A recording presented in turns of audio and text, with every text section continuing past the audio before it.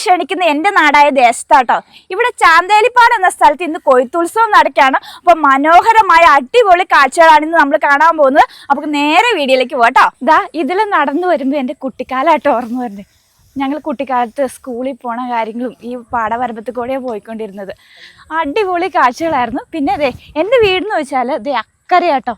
അപ്പോൾ അവിടെ നിന്നൊക്കെ ഇങ്ങനെ ഞങ്ങൾ നടന്നു വരുമ്പോൾ ഒക്കെ കാണാൻ വണ്ടിയിലൊക്കെ പോകുമ്പോൾ അടിപൊളി കാഴ്ചകളാണ്. പിന്നെ ഇതേ അവിടെ ഉണ്ട്, അവിടെ ട്രെയിൻ പോണ സ്ഥലമാണ്.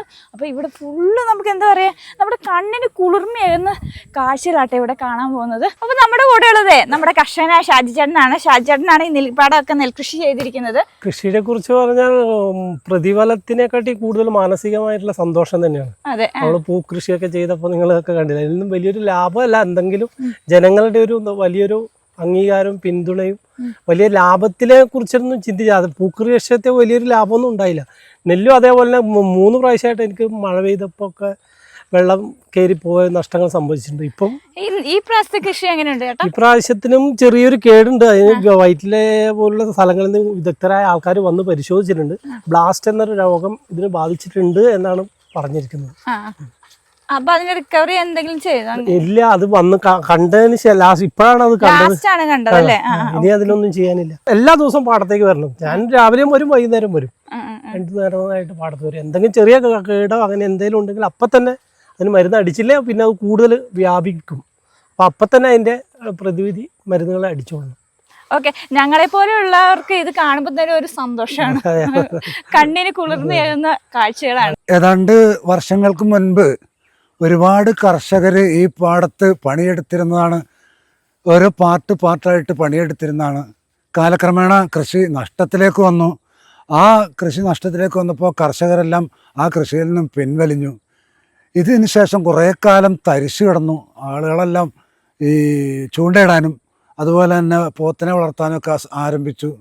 അങ്ങനെ തരിശു കിടക്കുന്ന ഭൂമി ഈ സർക്കാരിൻ്റെ ക്രിയാത്മകമായ ഇടപെടലിൻ്റെ ഫലമായി ചെങ്ങമനാട് സർവീസ് സഹകരണ ബാങ്ക് ഏറ്റെടുത്തുകൊണ്ട് തന്നെ ഈ സർവീസ് സഹകരണ ബാങ്കിൻ്റെ സഹായത്തോടുകൂടി നമ്മുടെ ഒരു കർഷകനായ എല്ലാ രംഗത്തും കർഷകനായ ഷാജി അത് ഏറ്റെടുത്ത് ഏതാണ്ട് 17-5-22 ഏക്കറിൽ ഈ നെൽകൃഷി, ആ നെൽകൃഷിയെ പ്രോത്സാഹിപ്പിക്കുന്നതിന് വേണ്ടി ഞങ്ങളെല്ലാവരും ചെങ്ങമനാട് സർവീസ് സഹകരണ ബാങ്കിൻ്റെ ഓരോ അംഗങ്ങളും വളരെ നല്ല രീതിയിൽ തന്നെ കഷ്ടപ്പെട്ട് ഇവരെ സഹായിച്ച് സാമ്പത്തികമായും അല്ലാതെ വളം കൊടുത്തും അതുപോലെ കൃഷിഭവനിൽ നിന്നും ഉമ എന്ന പേരുള്ള നെൽവിത്ത് നൽകിയും അതുപോലെ തന്നെ എല്ലാ രംഗത്തും ഇവർക്ക്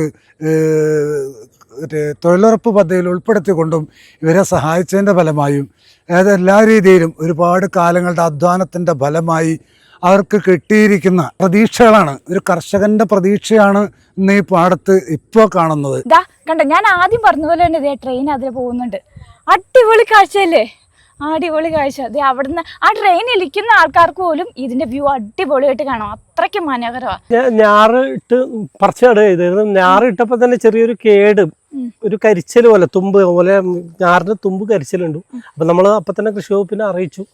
അപ്പം തന്നെ അവന്റെ വിദഗ്ധരായ ആൾക്കാർ വന്ന് നോക്കി. അപ്പോൾ അവർ പറഞ്ഞത് കുമ്മായം പാറ്റി കൊടുക്കാനാണ് പറഞ്ഞത്. അപ്പം തന്നെ കുമ്മായം പാറ്റി കൊടുത്തു. പിന്നെ ചാണകത്തിൽ സൂഡോമോണസ് കലക്കി മിക്സ് ചെയ്ത് 2 ദിവസം കഴിഞ്ഞ്, 1 ദിവസം കഴിഞ്ഞ് പിറ്റേ ദിവസം അടിച്ചു കൊടുത്തു. അപ്പോൾ അത് മാറി. നല്ല റിസൾട്ട്. പിന്നെ ഈ കൃഷിക്ക് ഒരു രോഗം പിടിപെട്ടിട്ടുണ്ട്. ബ്ലാസ്റ്റ് എന്ന രോഗമാണ്.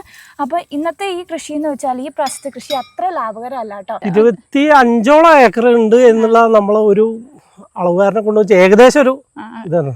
പിന്നെ ഒരു ആപ്പ് ഉണ്ട്, അത് വെച്ചാണ് അളക്കുന്നത്. അല്ലാതെ മൊത്തത്തിലൊരു കൃത്യമായ അളവില്ല. നമ്മൾ ഏകദേശം കൂട്ടി ആദ്യം നമ്മൾ തുടങ്ങുമ്പോൾ 18 ഏക്കറായിരുന്നു. അത് പിന്നെ ഒരു 5 ഏക്കർ എക്സ്ട്രാ ചെയ്തു. വീണ്ടും കഴിഞ്ഞ 5 ഏക്കർ തിരിച്ച് വീണ്ടും ചെയ്തു. ഏതായാലും ഇതിൻ്റെ കൊയ്ത്ത് ആരംഭിക്കുകയാണ്.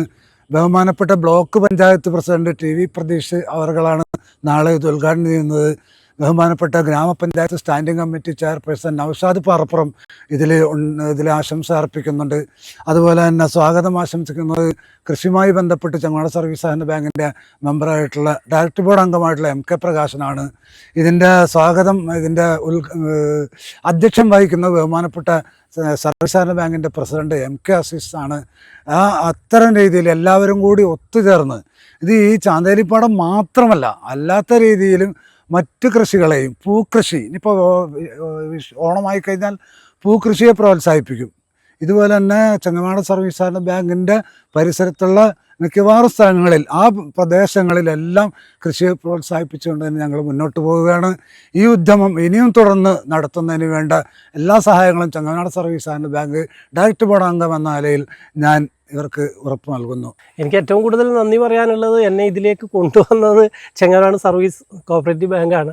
ആ ബാങ്കിൻ്റെ ആ കഴിഞ്ഞ ഭരണസമിതിയും ഈ അവരാണ് എന്നെ ഇതിന് കൂടുതൽ നമുക്ക് ടില്ലർ ഇനി അടുത്ത പ്രാവശ്യം ട്രാക്ടർ തരാമെന്ന് പറഞ്ഞിട്ടുണ്ട്.